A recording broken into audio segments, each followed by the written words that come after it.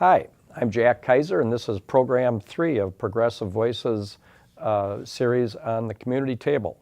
I'm here with the Executive Director of the Community Table, Rachel Keniston, and we've just gotten done talking about how a meal comes together from beginning to end. Welcome back, Rachel. Thank you. You have other programs besides your main program of supplying a meal to people. Will you tell us about them? Yes. Community Table during the summer months partners with Feed My People in distributing the weekend food bags that the schools normally distribute to children that are in food insecure homes. We have partnered with Aging Disability Resource Center. We do mobile meals, so if there's someone who doesn't qualify for a Meals on Wheels, ADRC is still able to come and distribute a meal, a healthy, good meal, to someone who may not qualify for the specifications that they have to work within. We also partner with Labor Ready Job Temp Service. We've found that there are people who can't get to Community Table if they're working one of those temporary jobs, and we might be the only meal they get during a day. They're able to have a brown bag lunch to take with them. Talking about how you get there, do you also partner with Eau Claire Transit? Yes, Eau Claire Transit has done a wonderful thing for us in months that are very difficult for people to walk because of weather, from November through the end of March. For a $50 fee, they provide us little cards that have our logo on and our meal serving times that we're able to give guests. It's a bus pass so that they can get to Community Table and then go home. We have to educate them that you don't use that to go other places, but it's to get them to food so that no one should be able to say, well, I don't have a way to get to a healthy meal. Do your guests have problems with both the amount of food they can afford and the quality of food? The quality of food is something that people who are financially struggling have difficulty with. Lots of times there's food available for people.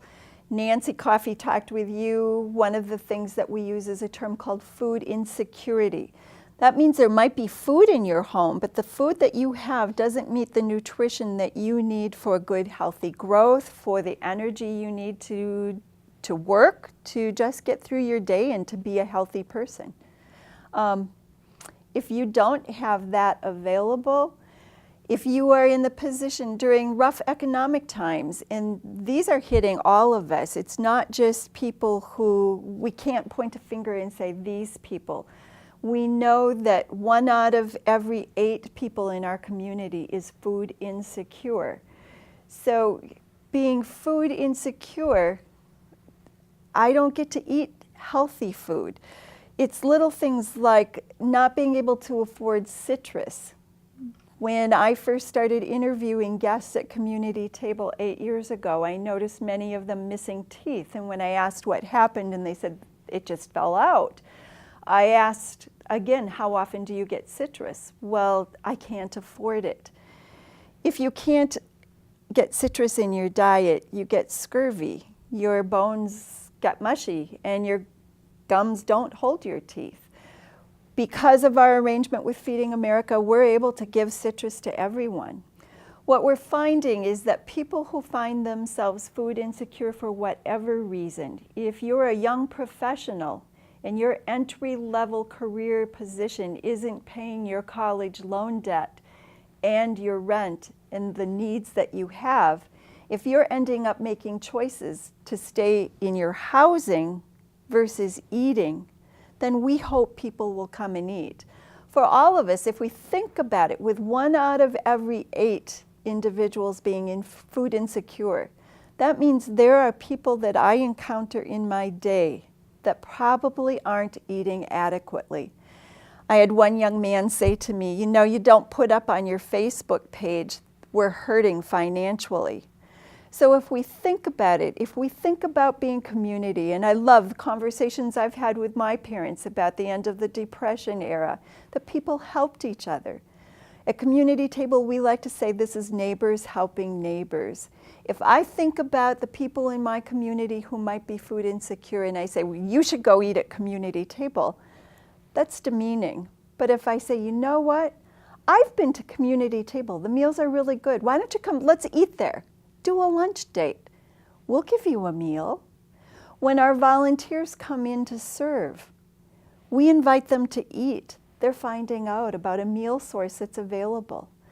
We can't fix people's lives, but we can give them the nutrition and the meals to help them be in a better place, to make better decisions, to stay in their homes, to be a little bit more financially secure. That's good for all of us. You and I were talking before, and you told me that one of the real challenges that you have is getting people to come in, getting people who need the meal to do it, be it a matter of pride, be it a matter of not knowing about it, and so forth. Would you comment on that? Pride keeps many people from coming in. We are a Germanic Scandinavian community. We've been brought up since we were little that we should know how to take care of ourselves, that we should be able to contribute enough to be able to provide for our means. Food is our most basic need. When we think about it, those of us who have had the opportunity to go for advanced educations, it enables us to get a different kind of employment. Those of us who haven't had to carry huge debts because of that education, we've had opportunities that aren't always available anymore in these economic times. So if we can help each other realize that, you know, you're struggling, but I see you working.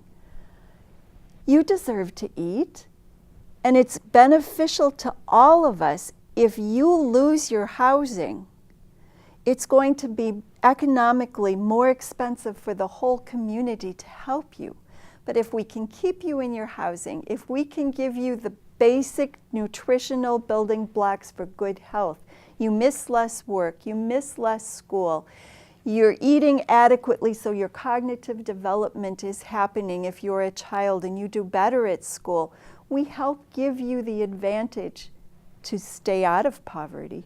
So the bottom line that I hear you say is, to the whole community, when you come down to a choice between eating right and getting the transmission in your car fixed so you can go to work, there is an alternative to taking one or the other. You can get a good, nutritious meal at community table and fix your car and keep your job. Yes, yes. And along with that, you'll meet new, interesting people who are part of your community. And you're one of them. Thanks for coming, Rachel. Thank you.